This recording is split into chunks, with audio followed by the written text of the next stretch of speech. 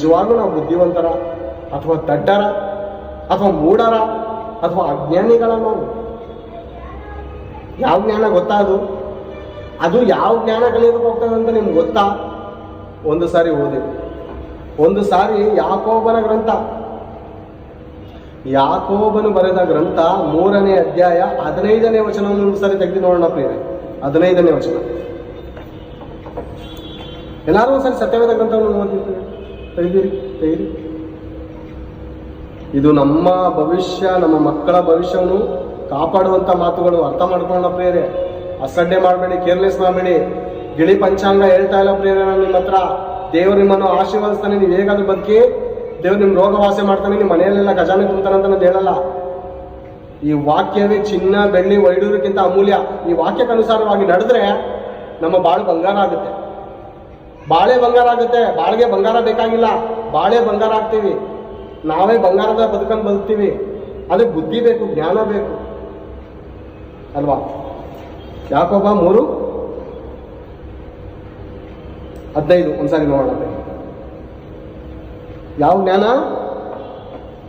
ಆ ಜ್ಞಾನದ ಕುರಿತು ಹೇಳ್ತಾ ಇದ್ದಾರೆ ದೇವರು. ಅದು ಮೇಲಿನಿಂದ ಬಂದ ಜ್ಞಾನವಲ್ಲ, ಪರಲೋಕದಿಂದ ಬಂದಂತ ಜ್ಞಾನವಲ್ಲ. ಅದು ಸ್ಕೂಲ್ ಪಾಠಗಳ ಜ್ಞಾನ ಇದೆಯಲ್ಲ, ಅದೇ ನೋಡಿ. ಅದು ಮೇಲಿನಿಂದ ಬಂದ ಜ್ಞಾನವಲ್ಲ, ಅದು ಭೂ ಸಂಬಂಧವಾದದ್ದು, ಪರಲೋಕಕ್ಕೆ ಕರ್ಕೊಂಡು ಹೋಗುವಂಥದ್ದಲ್ಲ. ಪ್ರಾಕೃತ ಭಾವವಾದದ್ದು, ದೆವ್ವಗಳಿಗೆ ಸಂಬಂಧಪಟ್ಟದ್ದು. ದೆವ್ವಗಳಿಗೆ ಸಂಬಂಧಪಟ್ಟದ್ದು. ಒಂದು ವೇಳೆ ಪ್ರೇರೆ ನಮ್ಮ ಮಕ್ಕಳಿಗೆ ಬೈಬಲ್ ಓದಕ್ಕೆ ಬರ್ತಾ ಇಲ್ಲ ಅಂತ ಅಂದ್ರೆ, ಒಂದು ಶಿಶ್ವಾರದಲ್ಲಿ ಆದಿಕಾಂಡ ಮತ್ತೊಂದು ಅದು ಓದೋ ಥರ ಆಗೋ ಥರ, ಓದೋಕ್ಕೆ ಆಗೋ ಥರ ಅಕ್ಷರಗಳು ಕೂಡಿಸಬೇಕಾದ್ರೆ ಹೇಳ್ಕೊಡೋದಕ್ಕೆ ನೀವು ಶಿಶ್ವಾರಕ್ಕೆ ಕಳಿಸಿದ್ರೆ ಒಂದರಲ್ಲಿ ಕಳಿಸಿ. ಅಕ್ಷರಗಳು ಕಲಿಯೋದಕ್ಕೆ ಸ್ಟಾರ್ಟ್ ಮಾಡಿದ್ನ ಮೊದಲು ಅಲ್ಲಿಂದ ಬಿಡಿಸಿ ಸತ್ಯವೇದ ಗ್ರಂಥವನ್ನು ಕೈ ಕೊಡಿ. ನಮ್ಮ ಆತ್ಮವನ್ನು ಕಾಪಾಡುವಂಥದ್ದು ಯಾವುದು? ಯಾಕೋಬ 1:21 ಏನು ಹೇಳುತ್ತೆ ಗೊತ್ತಾ? ಎಲ್ಲ ದುಷ್ಟತನವನ್ನು, ಎಲ್ಲ ನೀಚತನವನ್ನು ತೆಗೆದುಹಾಕಿ ಮನಸ್ಸಿನೊಳಗಡೆ ಬೇರಿರುವಂಥ ವಾಕ್ಯಕ್ಕೆ ನಮ್ರತೆಯಿಂದ, ದೀನತೆಯಿಂದ ಹೇಳಿಕೊಡಿರಿ. ಅಂದ್ರೆ ನಮ್ಮ ಹೃದಯದಲ್ಲೂ ಇಲ್ಲ ಇಲ್ಲಿ